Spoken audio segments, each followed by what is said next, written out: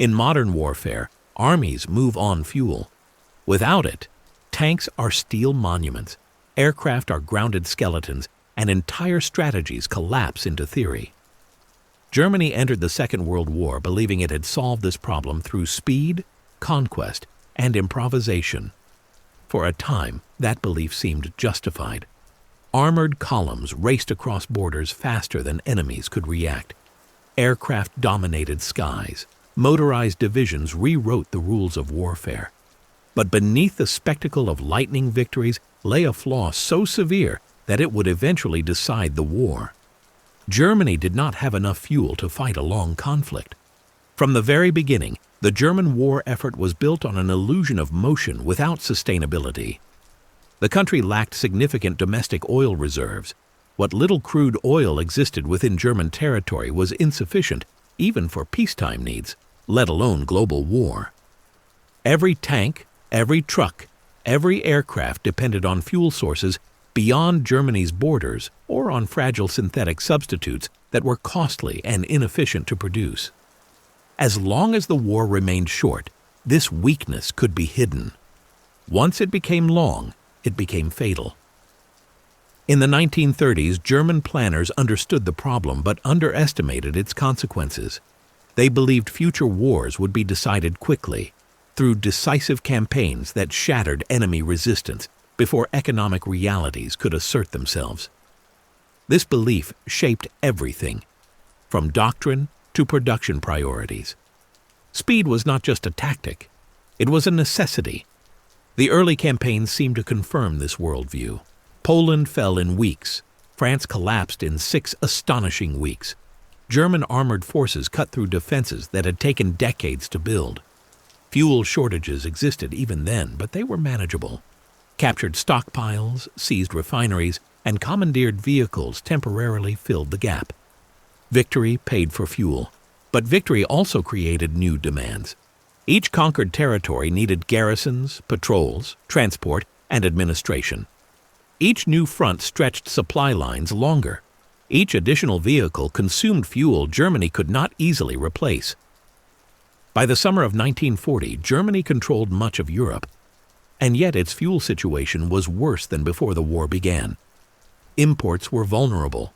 Shipping routes were contested.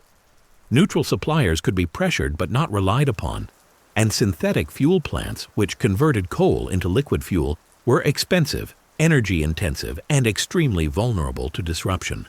Still, German leadership pressed forward. When the decision was made to invade the Soviet Union, fuel considerations were acknowledged, but again underestimated. The Eastern Campaign was conceived as a massive gamble. Destroy the Red Army in months, seize resource-rich territories, and secure long-term access to oil fields that would finally solve Germany's energy crisis. The plan depended on momentum. And momentum drank fuel. In June 1941, German forces surged eastward in the largest invasion in history. At first, the familiar pattern repeated. Soviet units were encircled, vast numbers of prisoners were taken, entire regions fell in rapid succession. But the distances were unlike anything Germany had faced before. Roads were poor, rail gauges were incompatible. Vehicles broke down faster than they could be repaired. Fuel convoys struggled to keep pace with advancing armored spearheads. Units that outran their supply columns found themselves immobilized, waiting for gasoline instead of orders. By autumn, fuel shortages were already shaping decisions on the battlefield. Operations were delayed not because of enemy resistance, but because vehicles could not move. Aircraft sorties were limited to conserve fuel. Training hours were cut. Reserves were held back not for tactical reasons, but because there was nothing to power them. The campaign did not end in weeks. It did not end in months. And when winter arrived, Germany found itself trapped in a war of attrition it could not sustain. As the conflict dragged on, fuel shortages grew from a logistical inconvenience into a strategic catastrophe. German forces increasingly relied on horse-drawn transport, a reality often forgotten in popular memory. Millions of horses were used to haul artillery, supplies, and equipment across the Eastern Front. This was not a sign of backwardness, but of necessity. The mechanized image of German warfare hid an army struggling to move. Every major decision became constrained by fuel availability. Offensive plans were scaled back. Reserves were immobilized. Entire units were kept out of action simply to preserve what little fuel remained. Meanwhile, Germany's enemies possessed advantages Germany could not overcome. The Allies had access to vast oil reserves. They controlled global shipping lanes. Their industrial output dwarfed Germany's capacity. Fuel shortages, when they occurred, were temporary inconveniences, not existential threats. By 1942, the disparity was decisive. Germany's leadership recognized that the war could not be won without securing new oil sources. The focus shifted southward, toward the Caucasus and its oil fields. This objective became the centerpiece of German strategy in the East. The result was one of the most consequential campaigns of the war. As German forces advanced toward the Caucasus, their supply situation became increasingly desperate. Fuel had to be transported over enormous distances, through hostile territory, under constant attack. Units were ordered to advance even when reserves were dangerously low. Tanks were sometimes abandoned not because they were destroyed, but because they ran out of fuel. Aircraft sat grounded while battles raged below. The strain reached its breaking point during the fighting around Stalingrad. The battle is often remembered for its brutality and symbolism, but at its core lay logistics. German forces were overextended, undersupplied, and increasingly immobile. When encirclement came, fuel shortages made escape impossible. Vehicles could not break out. Aircraft could not supply the trapped army adequately. The Sixth Army, once a powerful formation, became a static mass slowly crushed by circumstances it could not change. The loss at Stalingrad was not just a military defeat, it was a resource catastrophe. Germany had lost vast quantities of equipment it could not replace, and burned through fuel it could not afford to lose. The illusion of recovery through conquest shattered.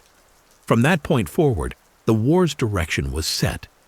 Fuel shortages now shaped every aspect of German strategy. Defensive lines were chosen not solely for terrain, but for supply feasibility. Counterattacks were limited in scope and duration.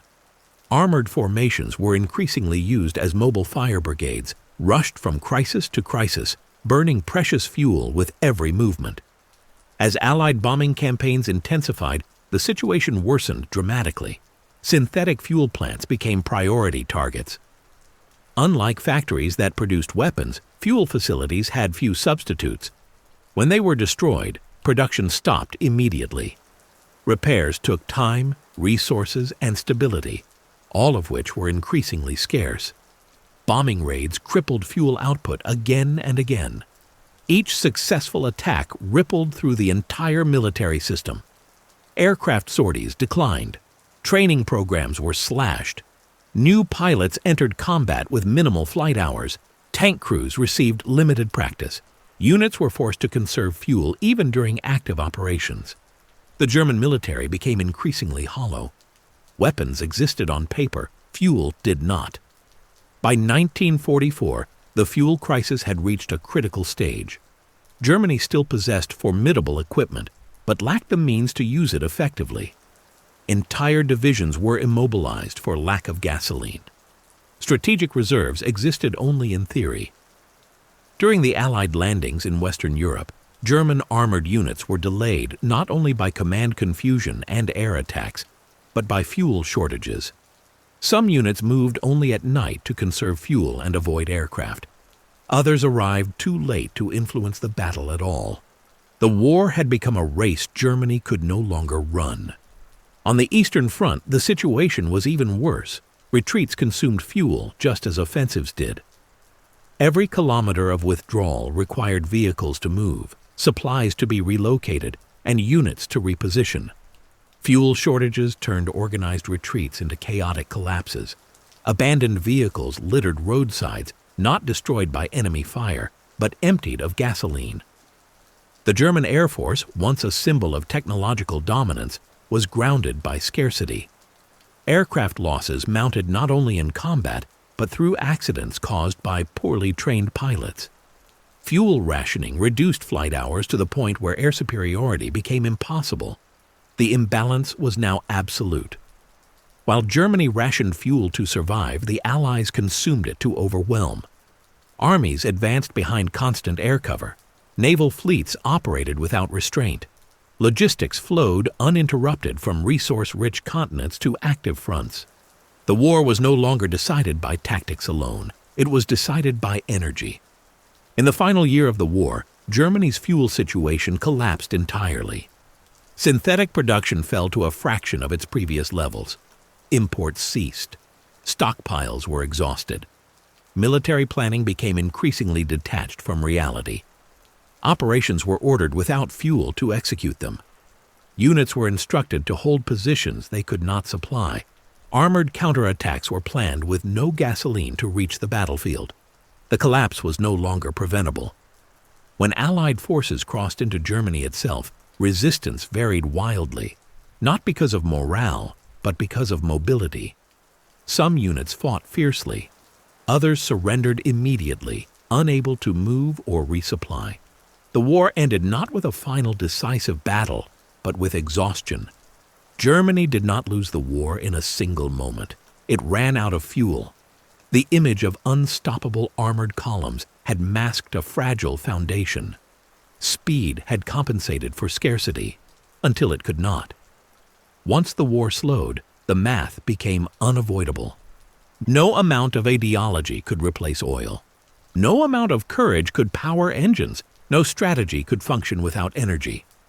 In the end, Germany was defeated not only by armies, but by physics. Machines require fuel. Empires require resources. Wars require endurance.